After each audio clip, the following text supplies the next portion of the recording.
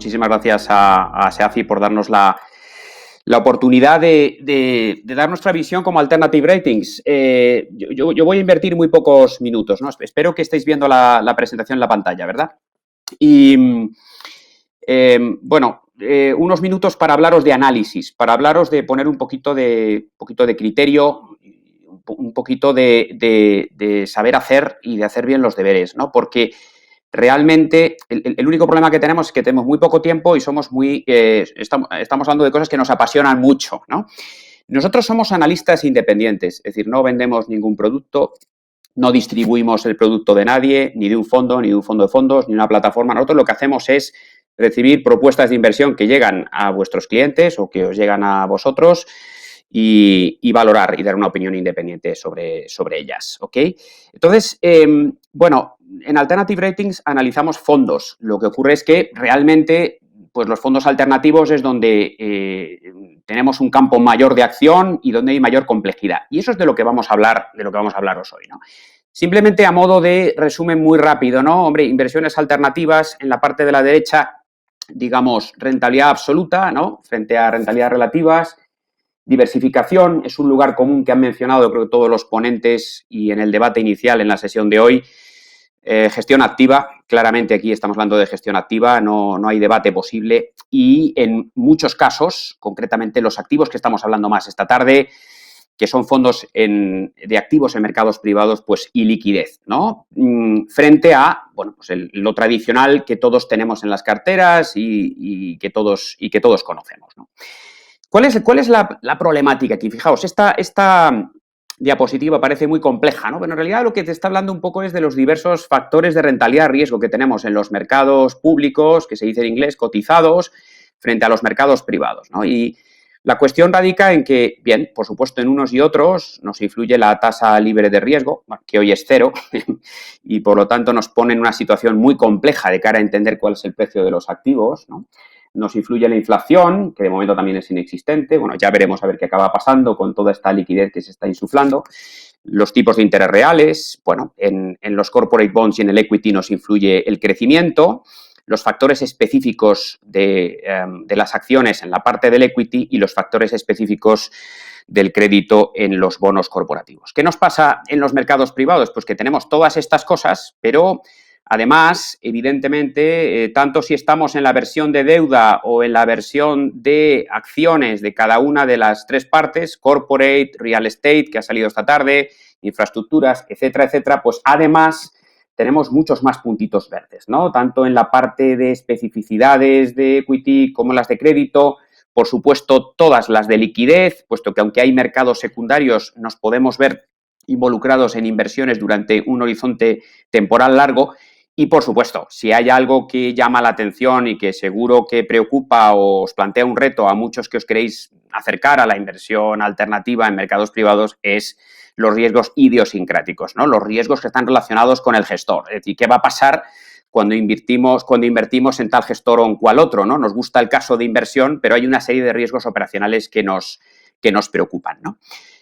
Solo por recapitular, bueno, es evidente que todo esto tiene un viento de cola, ¿no? Y antes hemos hablado del COVID y en general la conclusión a la que hemos llegado es que puede haber una cierta ralentización, ¿no? Pero en el contexto de mercado en el que estamos, las inversiones alternativas, concretamente en mercados privados, pues tienen un viento de cola y desde luego nuestra visión es favorable, ¿no? O sea, diversificar en mercados que son más ineficientes, perseguir una gestión activa o buscar una alineación entre los gestores de un fondo y aquellas empresas en que invierte, pues algo que per se es positivo, ¿no?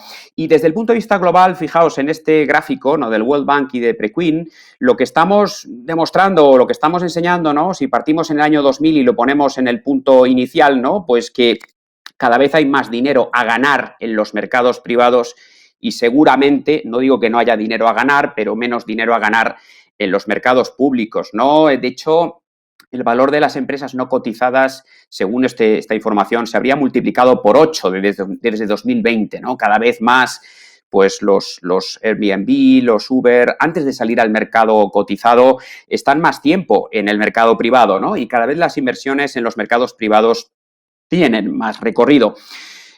Bueno, por supuesto, si lo llevásemos al contexto español, que ha sido mencionado anteriormente, pues no estaríamos muy lejos, ¿no? Con el tejido empresarial que tenemos y teniendo en cuenta, además, fijaos que, bueno, los grandes institucionales, que son los que invierten en el mundo anglosajón y en muchos países nórdicos en este tipo de inversiones, pues en España están infrainvertidos en private equity y en mercados privados. Bueno, baste decir que los fondos de pensiones de empleo, que son los grandes inversores y que asignan fácilmente en otros países, digamos más bien anglosajones, pues hasta un 25% en activos de este tipo, pues en España escasamente llegan al 7%, ¿no? Con lo cual es evidente que tanto a nivel global como a nivel de España esto tiene mucho recorrido. ¿Hay retos? Pues evidentemente que hay retos. O sea, aquí nada nos lo van a dar gratis y nada está exento de complicaciones, ¿no? Y para nosotros hay tres que os queríamos mencionar muy rápidamente de cara a plantearos también cómo hacemos nosotros el análisis, ¿no? El primero es el de la valoración, que probablemente se aliviará ahora, está por ver ante la crisis del COVID y todas sus consecuencias, ¿no?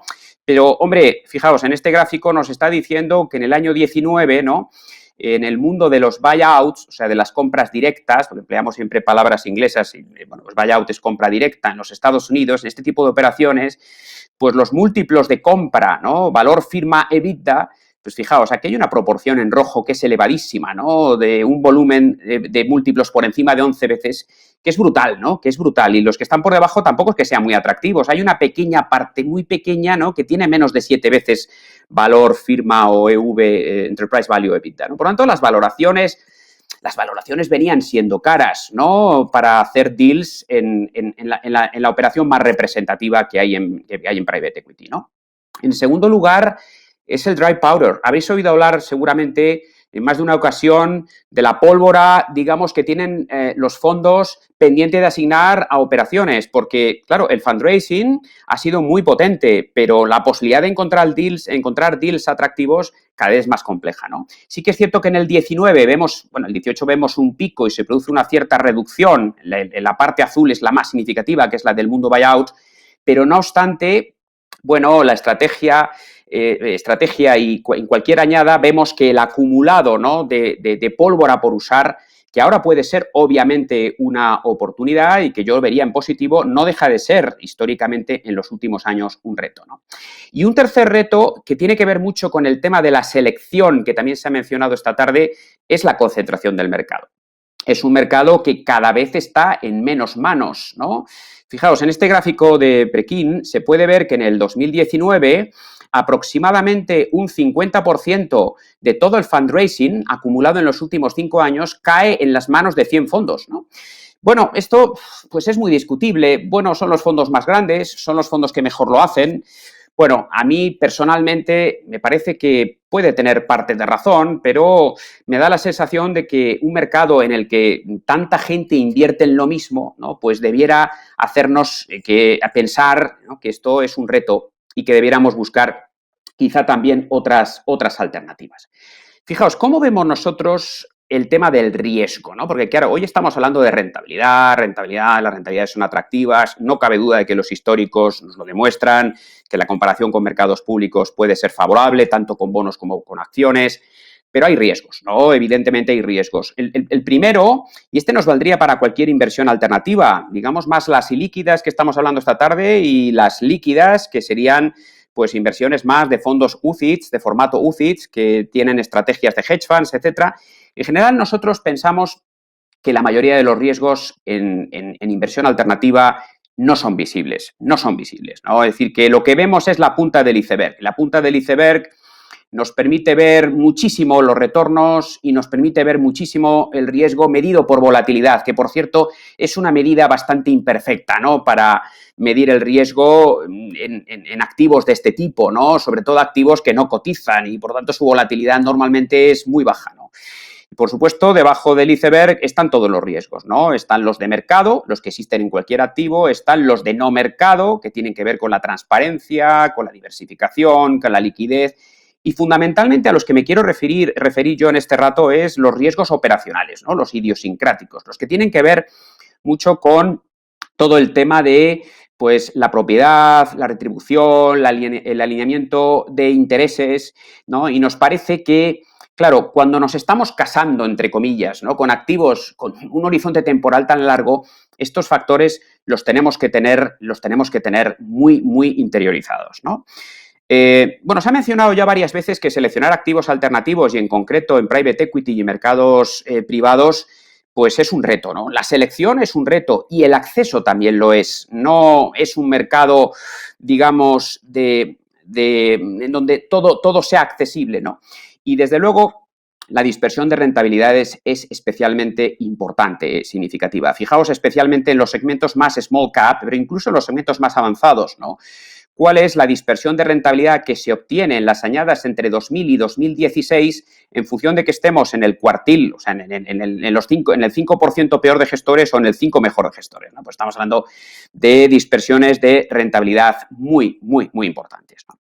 ¿Qué hacemos nosotros en Alternative Ratings? Bueno, pues como os decía, intentamos poner cara y ojos e intentamos poner ciertos criterios a lo que es el análisis y lo que es la due diligence sobre este tipo de propuestas. Insisto, somos totalmente independientes, no tenemos ningún interés ni cobramos de ningún distribuidor y pensamos que cada vez más tiene sentido que haya un consultor, como ocurre en otros países, ¿no? Que a la hora de llevar a un comité de inversión haya aportado una opinión independiente sobre aspectos tan importantes como una due diligence integral, como la que hacemos nosotros, que toca no solo aspectos cuantitativos y, digamos, cualitativos, sino que va más a la parte operacional. Nos parece muy relevante analizar la transparencia, la cercanía de ese gestor, ¿no? Nos parece muy interesante analizar su gobernanza. ¿Cuál es el alineamiento de intereses que tiene entre el gestor y el inversor? Quiere decir, oye, ¿cuánto pone de su propio capital en el fondo, ¿no? Aquí hay fondos muy grandes, pero claro, como son muy grandes, pues ponen el 1%, el 2%, ¿no? A mí me gusta ver fondos que efectivamente ponen una suma importante. ¿Cuánto skin in the game tienen, no? ¿Cuál es el análisis de peer group? ¿No? Todos estos gestores, y la verdad, si hay algo que nos apasiona aquí, llevamos más de 20 años haciéndolo, es porque conocemos gente brillante, aprendemos todos los días y es muy apasionante, ¿no? Tratar con gente que sea tan sumamente valiosa, ¿no? Pero todos son únicos, todos son diferentes, todos presentan algo que es diferente. Nosotros nos empeñamos y creemos que cualquier inversor en este tipo de cosas nos empeñamos en analizar un peer group, de obtener una lista de cuáles son los comparables. Sí, ya sé que usted es un gestor completamente diferente, pero demuéstreme, dígame con quién se compara y cómo se compara, ¿no? Y luego nos parece también bastante relevante no hacer solo una due diligence inicial, ¿no? La historia consiste en analizar las cosas al inicio, bueno, ya invertimos y luego nos olvidamos. No, necesitamos una monitorización continua, ¿no? Una monitorización continua, y os puedo dar fe que hemos trabajado mucho en ello durante este periodo del COVID, ¿no? Inversores que, bueno, que nosotros hemos dicho, no inviertas aquí, tal, nos parece que esto no está demasiado sólido, claro, nosotros nos ponemos un papel un poco feo, ¿no? De poner algunas pegas, ¿no? A cosas que a un inversor ya le han enamorado, a un family office, a una institución ya le han enamorado, ¿no? Bueno, pues ahora lo que hay que hacer es que, una vez invertidos, monitoricemos esas variables y no nos olvidemos, ¿no?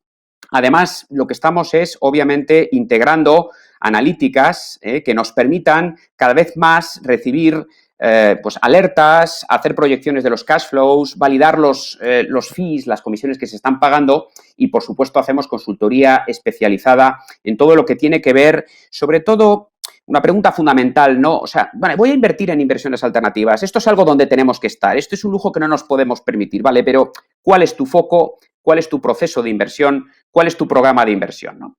Y es un poco el último factor casi al que me quería referir, ¿no? Yo creo que, claro, esto en realidad debe entenderse como un programa de inversión, o sea, algo estructural, algo que forme parte de la planificación que tenemos para nuestro cliente, ¿no? Idealmente, ¿no?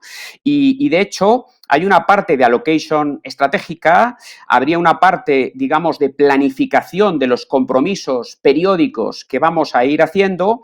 Luego, en tercer lugar, había una parte de selección y acceso, y ahí tendremos que buscar la manera de poder acceder, y en esa selección para identificar y evaluar a esos managers tenemos que tener una due diligence muy sólida y finalmente hay un portfolio o hay una cartera donde, bueno, pues son muy importantes esas analíticas que antes os mencionaba o esa capacidad de reporting, ¿no? De manera que, de alguna manera, no hagamos cosas puntuales, ¿no? No hagamos cherry picking, ¿no? Voy a invertir en una cosita porque ahora es oportunista. No, lo integremos dentro de nuestro programa de inversiones, lo cual es un reto, sobre todo por cuestión de sistemas, también, por supuesto, por cuestión de regulación, MiFID II, en los planes de pensiones, pues la cascada de comisiones, hay muchos factores que evidentemente todo esto nos lo ponen difícil, ¿no? Pero realmente tenemos que buscar asignaciones óptimas que estén sujetas a las restricciones de nuestra planificación, ¿no?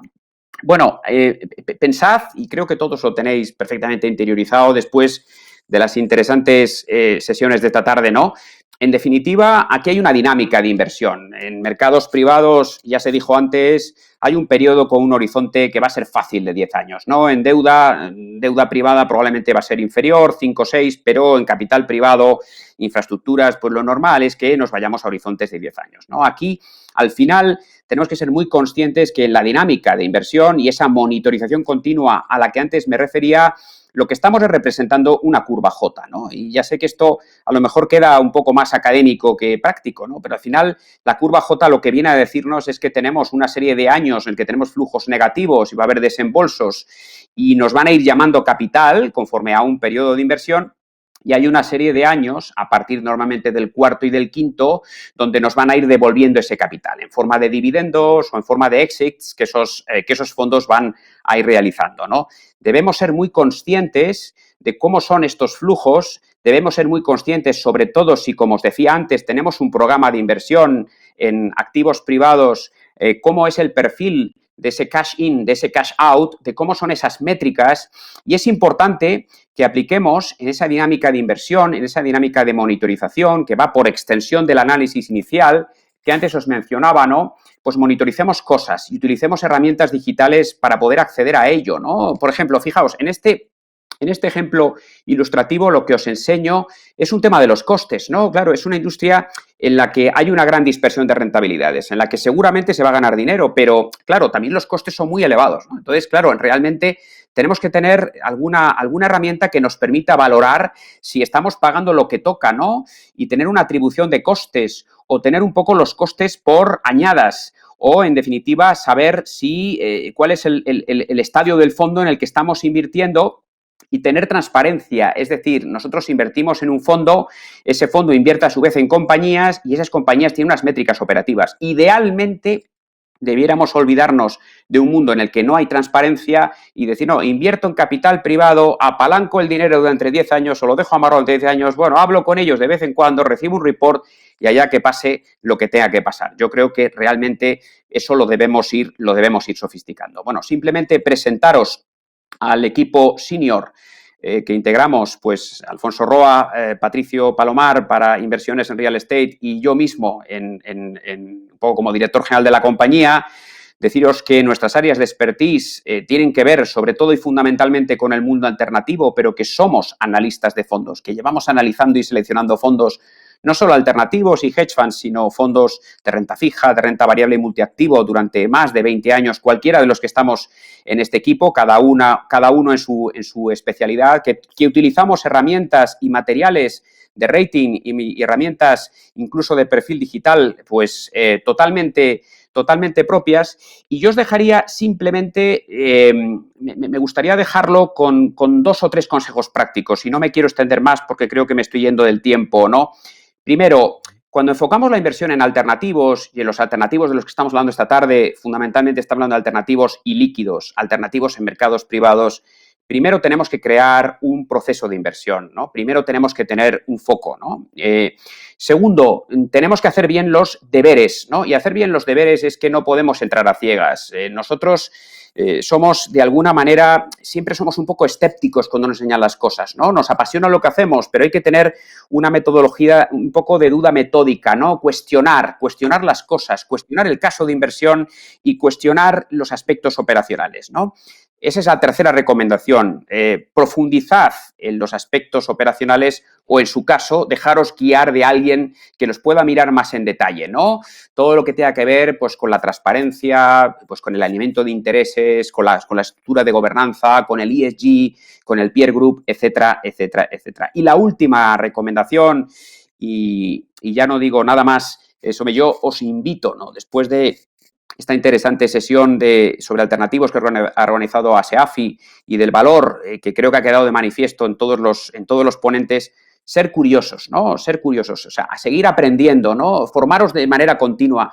Este es un mundo complejo, ¿no? Pero a veces podremos acceder, a veces no podremos acceder. Habrá cosas que nos tendrán tickets muy altos. Tendremos una normativa MiFID que nos lo pondrá difícil. Pero sí o sí, de alguna manera, debemos cada vez conocer más de estos aspectos.